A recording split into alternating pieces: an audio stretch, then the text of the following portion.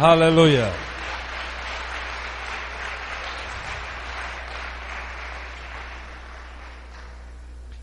Nos sentimos honrados sobremanera por esta invitación de poder estar aquí hoy y compartir con ustedes la riqueza de la palabra de Dios.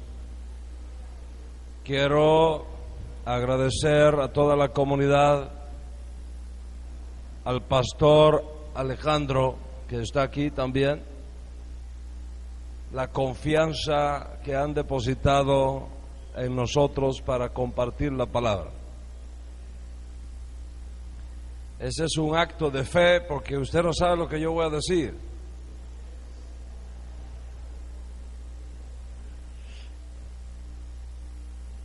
Y confiamos que cuando concluya la jornada de hoy, tanto el pastor como su equipo de trabajo y todos vosotros podáis decir confiadamente: Dios nos ha visitado en este día. Eso es lo que más queremos y lo que más anhelamos. Quiero también agradecer a los pastores amigos, a los colegas y a mis hermanos del equipo de trabajo de nuestra alianza aquí en el país, el hacer posible la reunión de este día aquí. Al Ross Reuel, a nuestro hermano el Morel Santos y a todo el equipo de trabajo que les une a ellos, que hoy han hecho posible que estemos acá. Quiero agradecer a uno de nuestros discípulos de Nueva York, el hermano Paolo, que vino desde New York para acompañarme y para cuidarme en este viaje. Ustedes lo ven ahí, eso es cinta negra.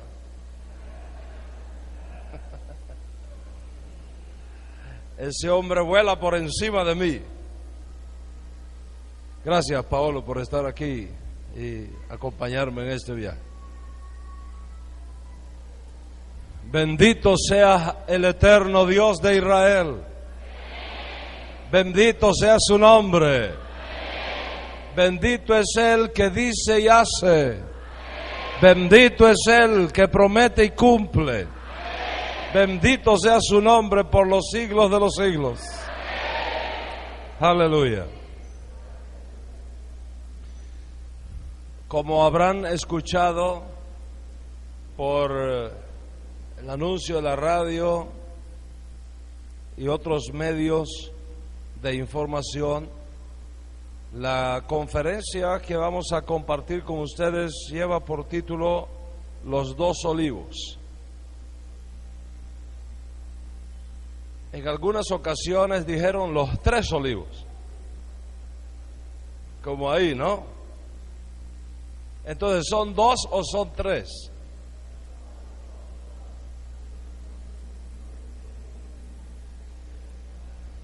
Bueno, vamos a ver si son dos o si son tres. Primero que todo, quiero invitarles a abrir sus Biblias conmigo en la carta del apóstol Pablo a los Romanos.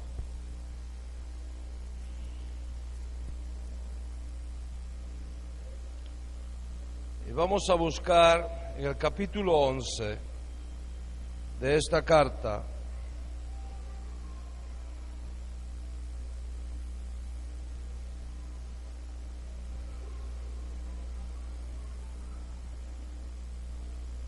y vamos a leer a partir del verso 17.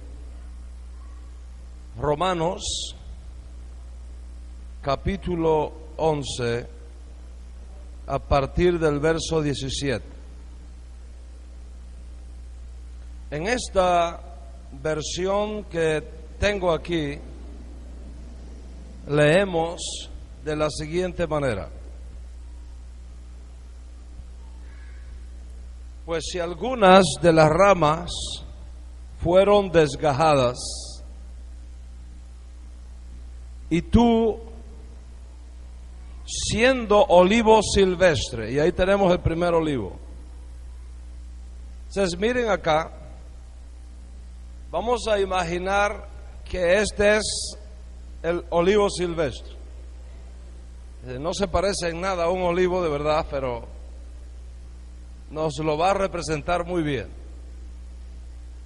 Nosotros acá en América no tenemos plantaciones de olivo, pero en toda la cuenca del Mediterráneo, el Medio Oriente, Europa, especialmente España, el olivo es una planta muy conocida, como para nosotros decir el mango o el naranjo. Esta planta que está aquí, esta palmita, llamáis palmita, ¿verdad? A esto aquí va a representar este primer olivo que Ras Shaul dice ahí, apóstol Pablo dice ahí, tú siendo olivo silvestre. Vamos a seguir leyendo.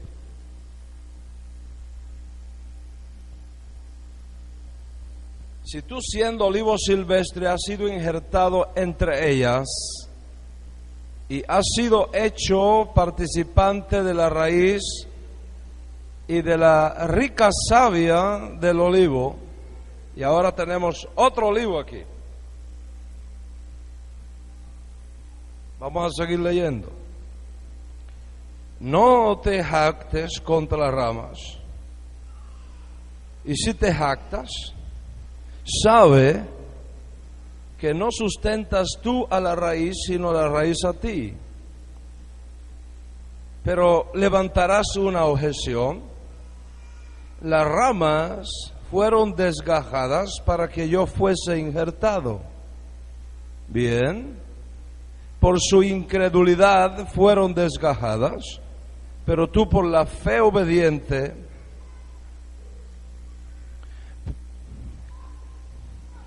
por su incredulidad fueron desgajadas, pero tú por fe obediente puedes quedarte plantado.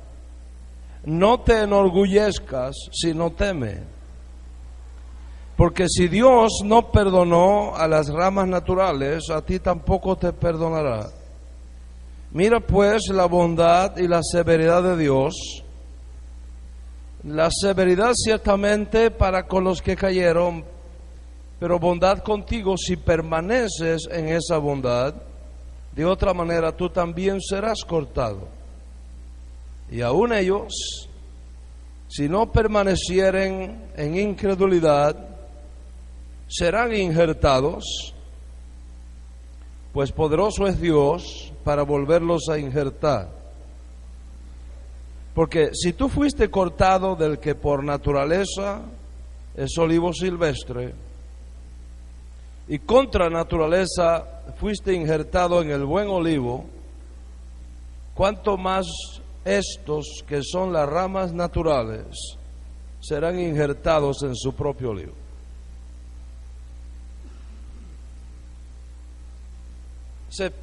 Pablo habla de un olivo natural, y ese olivo natural va a estar representado con esta planta que está aquí.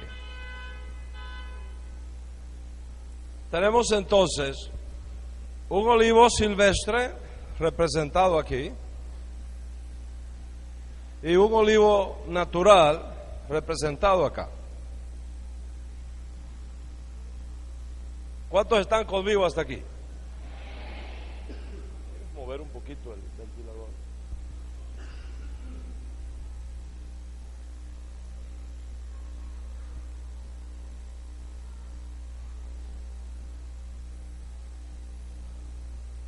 Para poder entender toda la riqueza que tenemos aquí en esta escritura, hay algunas cosas que son importantes considerar.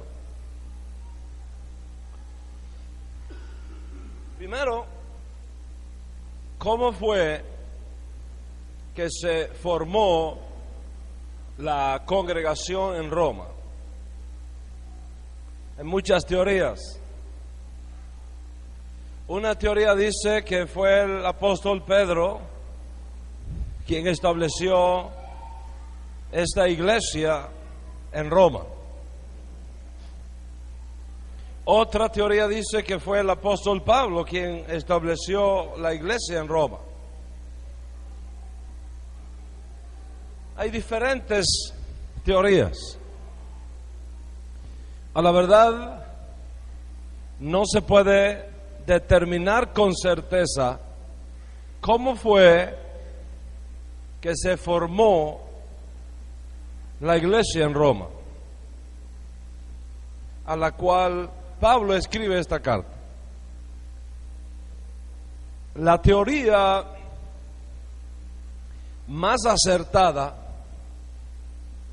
es la que presenta la propia evidencia interna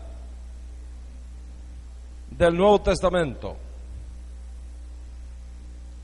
Si uno va, por ejemplo, a Hechos capítulo 2, usted observará que allí se hace una lista de todos los judíos que subieron a Jerusalén en aquel año 30 del primer siglo para santificar la fiesta de Pentecostés,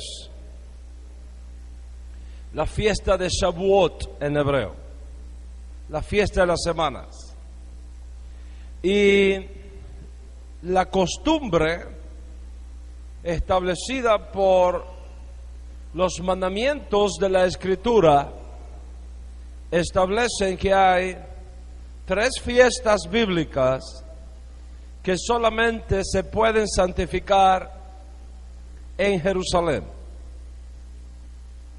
Esas 3 fiestas son Pascua, Pesaj, Pentecostés, Shavuot, y Sukkot o tabernáculos. No importa dónde usted viviera, en los días cuando el templo estaba en pie en Israel, todo judío que quería santificar estas fiestas tenía que subir a Jerusalén. Si usted vivía en Babilonia, tenía que subir a Jerusalén. Si usted vivía en Egipto, tenía que subir a Jerusalén. Si usted vivía en la Galilea, tenías que subir a Jerusalén. Si tú vivías en Jericó, tenías que subir a Jerusalén. No se podía celebrar ninguna de estas 3 fiestas fuera de la ciudad de Jerusalén. Consecuentemente, los judíos de Roma subieron también a Jerusalén para santificar esta fiesta. Y en medio de esta fiesta, la fiesta de las semanas, la fiesta de Shavuot, la fiesta que conmemora el día de la Biblia para Israel, el día de la Torá, la fiesta de Pentecostés, que es desde el punto de vista de la teología judía, la fiesta que conmemora la creación de el pueblo de Israel como nación. Se dio aquel extraordinario discurso del apóstol Pedro, en el cual 3,000 judíos reconocieron que Yeshua, Jesús de Nazaret, Yeshua, era el Mesías prometido. Cuando estos judíos regresaron a las ciudades de orígenes, entre las cuales estaba la ciudad de Roma, compartieron con el resto de la comunidad las buenas noticias que habían escuchado y recibido en Jerusalén. Y como resultado de eso, toda la comunidad en Roma recibió la buena noticia de la redención a través de Yeshua, el Mesías de Israel. Y fue así, posiblemente, que se formó esta comunidad. Ahora bien, el pueblo de Israel, en los días que se narran los eventos contenidos en el Nuevo Testamento, el pueblo de Israel tenía la mayor cantidad de sus hijos viviendo fuera de Israel. Israel para aquella época no era un estado soberano, estaba dominado por fuerzas extranjeras, específicamente por el Imperio Romano. El Imperio Romano tenía el control político y militar de toda aquella región, incluyendo Israel. Consecuentemente, el Estado judío no era un Estado soberano, sino que estaba bajo el dominio político y militar de Roma. Esto causó que muchos judíos vivieran fuera de Israel. Y donde quiera que los judíos se reúnen y viven, eventualmente se levanta un pequeño templo que llamamos sinagoga. Y en la sinagoga se leen los profetas, se lee a Moisés, se explica al pueblo el significado de esas palabras. Y muchas personas no judías venían a la sinagoga y oían del Dios de Israel. Así que en las sinagogas judías estaban los judíos y también estaban los gentiles que se interesaban por el Dios de Israel. Muchos de esos gentiles abandonaron sus ídolos y se convirtieron al Dios de Israel. A esos gentiles que abandonaron sus ídolos y se convirtieron al Dios de Israel,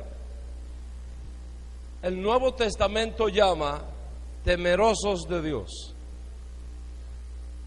De manera que cada vez que usted lee el Nuevo Testamento y se encuentra con esa frase, temerosos de Dios, sepa que es una referencia a gentiles que abandonaron sus ídolos y se convirtieron al Dios de Israel, pero no se hicieron judíos. Seguían siendo gentiles, pero ahora completamente divorciados del paganismo, sirviendo al Dios de Israel. Le llamaban temerosos de Dios. Por ejemplo, en el capítulo 10 del libro de Hechos, usted seguramente recordará el incidente de Pedro, el apóstol Pedro, en casa de Cornelio. Y se nos dice allí que Cornelio era temeroso de Dios. ¿Qué significa que Cornelio era temeroso de Dios? Cornelio no era judío, era romano, era un militar romano. Cornelio había abandonado la idolatría, el paganismo, y se había convertido al Dios de Israel. Y consecuentemente es visto en la Escritura como temeroso de Dios. Ahora, cuando un temeroso de Dios decidía convertirse al judaísmo y hacerse judío, también podía hacerlo si lo quería. Y en ese caso, que también ocurrió y que sigue ocurriendo en toda la historia de la humanidad, en ese caso el título que reciben es prosélitos. prosélitos. Entonces, cada vez que usted encuentra en el Nuevo Testamento esa nomenclatura de temerosos de Dios y prosélitos, se refiere a personas que no nacieron judías, biológicamente hablando, sino que en el primer caso abandonaron la idolatría y se convirtieron al Dios de Israel y guardaban los mandamientos que estaban prescritos para los temerosos de Dios. Y aquellos que son identificados como prosélitos eran previamente temerosos de Dios, que en un punto determinado de sus vidas decidieron hacerse judíos y ahora guardaban todas las prácticas y costumbres judías como uno más de Israel. Entonces, en la comunidad de Roma estaban representados estos tres grupos.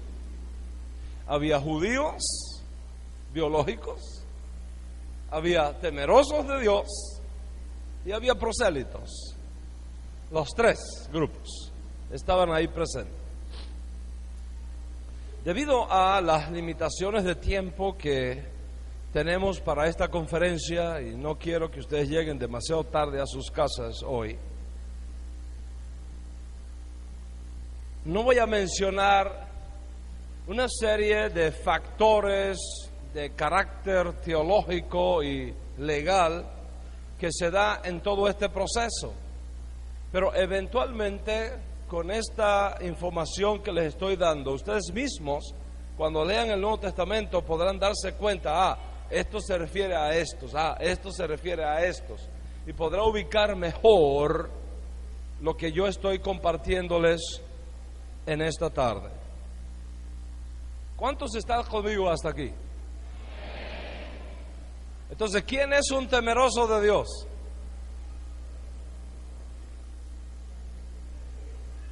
Un gentil que ¿qué?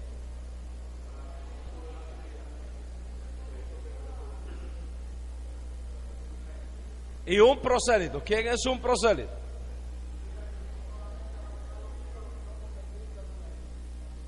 Se hizo judío completo. ¿Ok? Se hizo judío.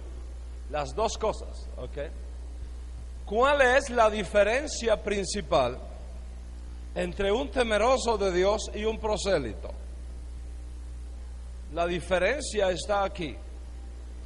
Un prosélito es una persona no judía que abandona los ídolos, decide unirse al pueblo judío, haciéndose judío y guardando todos los rituales, prácticas y costumbres judías como si fuera un judío. Y un temeroso de Dios es uno que abandona la idolatría, pero no se hace judío, sino que comparte con el pueblo judío, cree en el Dios del judío, tiene temor del Dios del pueblo judío, pero solamente guarda 7 mandamientos. Mientras que el judío tiene que guardar 613 mandamientos. Entonces, de acuerdo con la ley, el temeroso de Dios guarda 7 mandamientos. El judío 613 mandamientos. Si tiene mayor compromiso. ¿Cuáles son los 7 mandamientos que un temeroso de Dios debía guardar?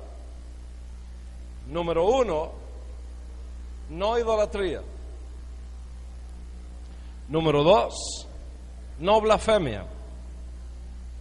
Número 3, no asesinato. Número 4, no robo, no robar. Número 5, no inmoralidad sexual.